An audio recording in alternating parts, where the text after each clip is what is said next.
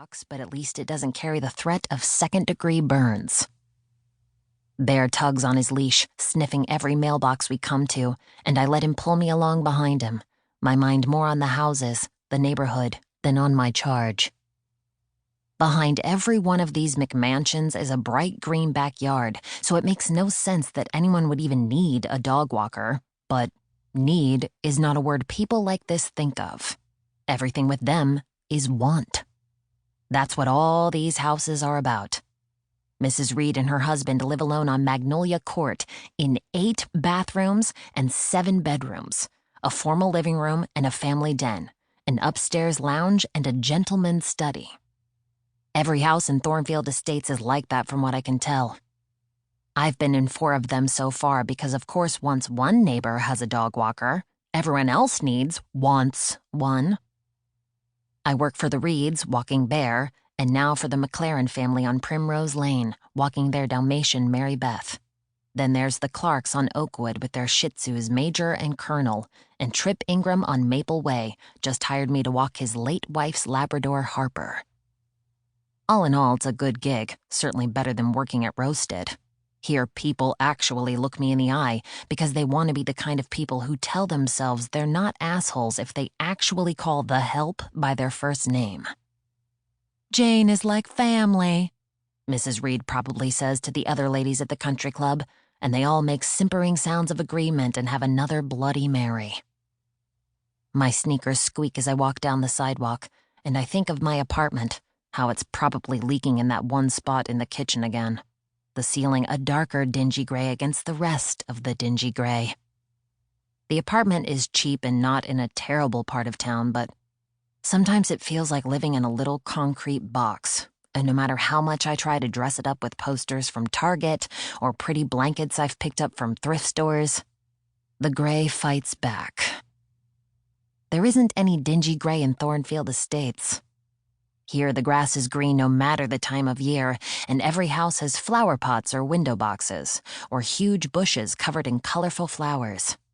The shutters are bright yellow, navy blue, deep red, emerald green. If there's any gray at all, it's soft and elegant. Dove gray, I heard Mrs. Reed call it. There's a constant hum of activity from lawn services, carpet cleaners, and housekeeping vans going in and out of driveways, even on a rainy day like today. Bear stops to pee against a curb, and I use my free hand to push the hood back from my head, cold rainwater slithering down my neck as I do. The rain jacket is old, and the seam on the left side is torn, but I can't bring myself to buy a new one. It's an expense that doesn't seem quite worth it. And sometimes I wonder if anyone around here would notice if an older raincoat went missing. Too big a risk, I remind myself. But I still spend a solid 2 minutes imagining walking through this neighborhood in something sleek and pretty. Something that doesn't leak cold rainwater all over me. Something like the Burberry jacket Mrs. Clark had hanging up by the door last week. Don't even think about it. So instead, I think about the diamond earrings at Mrs. Reed's. How, if both went missing, well, that looks suspicious. But one could have fallen off the table, could be pressed into the carpet at the country club, could be loose in a pocket somewhere. Bear stops to smell another mailbox, but I pull him on, making my way toward my favorite house. It's at the end of a dead-end street, set back farther from the road than the others. And it's one of the few that doesn't seem to have a steady stream of people going in and out.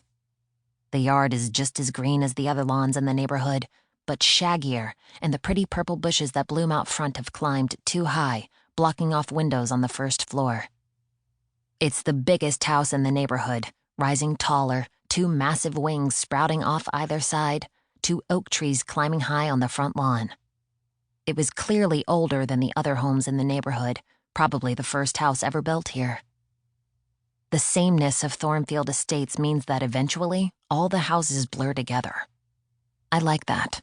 A beautiful blur is better than the depressing monotony of my part of town. But there's something about this house, all alone at the end of a cul-de-sac, that draws me back every time.